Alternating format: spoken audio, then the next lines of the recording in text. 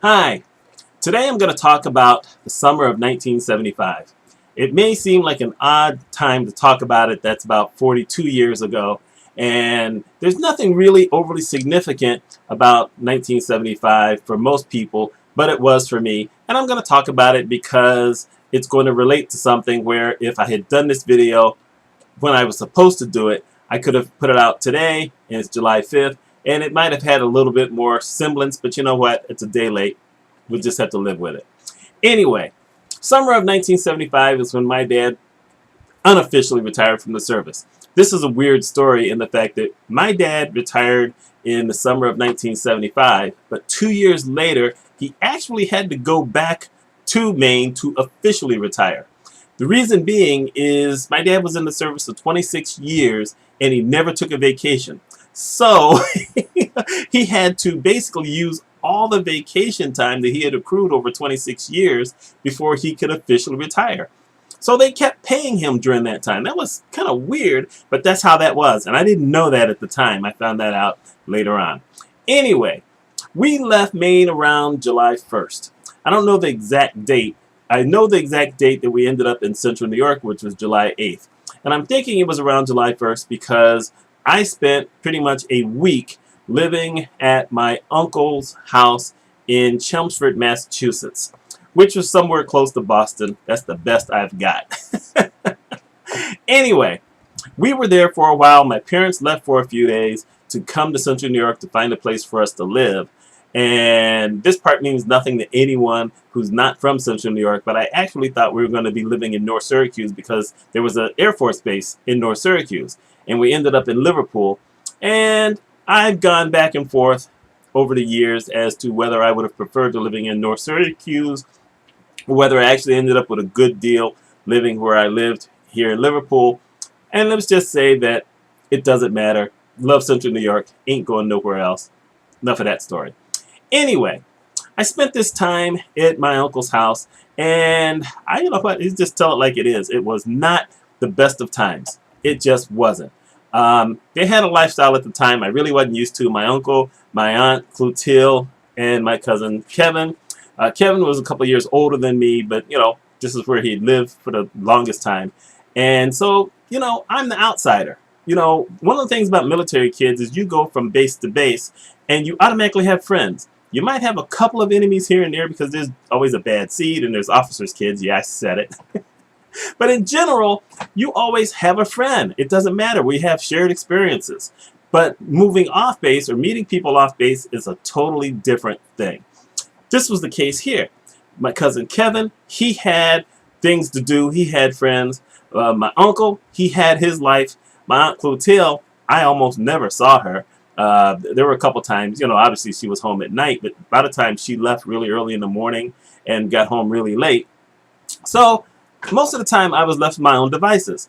The one time I wasn't, I'm going to leave with that story.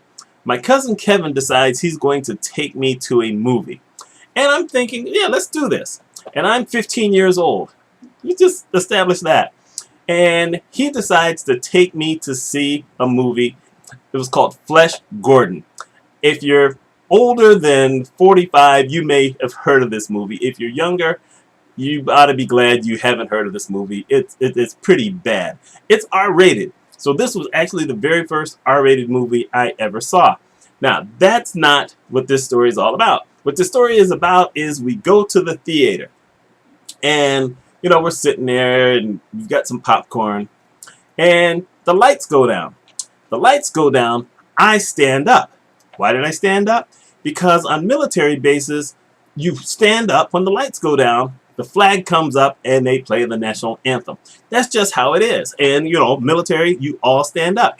They play the national anthem a lot on a military base. They play it in the morning. They play it in late afternoon or, you know, like 4:15. And if you're anywhere where you can hear it, you stop and you turn to face wherever the flag is. Now, all military personnel have to do that, and if you are probably a non-commissioned officer's child, you probably do it as well. I don't know if officers' kids really cared most of the time. I hate to say that, but you know what? A lot of them I met in school seemed to be kind of snotty. They just were. But, you know, non-commissioned officers, my dad was a master sergeant, we kind of followed some of those rules. Anyway, the lights go down. I stood up. The movie starts. There's no flag. So me, being me, said, hey, wait, you guys forgot to play the national anthem. Now my cousin's pulling on my arm saying, will you sit down? I said, but they didn't play the national anthem. They don't play the national anthem. What do you mean you don't play the national anthem? They didn't play the national anthem. So they don't play the national anthem, and I see a horrible movie. And truthfully, I didn't understand most of it. I saw it again years later when I was in college, and I understood it a lot better, and I still hated it. It's a horrible movie. I'm just letting you know. Actually, at some point, I think it might have been rated X, and then they made it a hard R. My cousin took me to the movie. No one asked any questions. They didn't care. So that started things. Pretty much after that, I probably scared my cousin. You know, he probably thought I was some kind of nut, so he didn't hang with me at all. And so I was left to my own devices. And being me, I found out where the library was. I just went on a walk. It's a bad habit I picked up, and I still do things like that, where I will walk into situations where sometimes maybe I should be there. Now I'm a little less fearless than I used to be, in the fact that I still walk, but now I worry a little bit more and I look around a little bit more and I'm ready in case something happens. But back in the day, I just went and took my chances. Anyway, I found out where the library was. Now, here's where things get really weird. I'm walking one day. I'm not paying any attention to the dates or anything else. And what happens? A parade breaks out. Well, it's around 4th of July.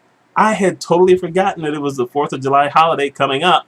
On this particular day, I had walked to the library was closed. I'm irked because it's during, you know, it was on a Friday. It's like, how come the library is closed?